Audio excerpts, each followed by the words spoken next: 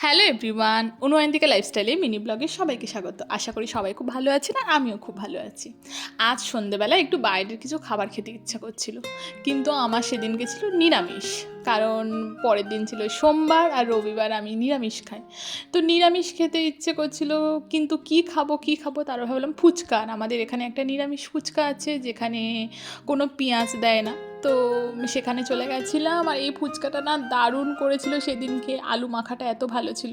এখানে দই ফুচকা পাওয়া যায় না, আর একটা দই ফুচকা আছে, সেটা একটু যেতে হবে, তাই জন্য আমি এখানে এসেছিলাম। আর এখানে এসে লাইনে দাঁড়িয়েছিলাম আর অনেকটা ভিড় ছিল, তাই জন্য আমি ভাবলাম যে না, ফাঁকায় ফাঁকায় খাবো, লাইনে খাবো না। কারণ আমার একটু ফাঁকায় ফাঁকায় খেতে ভালো লাগে। তারপরে আমি ফাঁকা পেয়েছি আর চলে গেছি, আর এই যে দাঁড়িয়ে আছি, দাঁড়িয়ে তারপরে খাচ্ছি। আর ফুচকাগুলো এতটা বড় ছিল, আমি বলেছিলাম বড় বড় ফুচকা দেবে, আমার ছোট ছোট ফুচকা একদম ভাল লাগে না। তো ফুচকাগুলো ছিল বিশাল বড় বড়।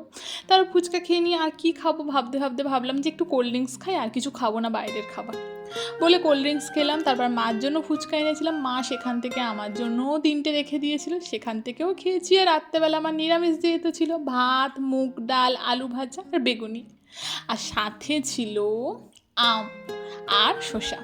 ভিডিওটা ভালো লাগলে সবাই সাপোর্ট করবেন। দেখা হবে নেক্সট ভিডিওতে।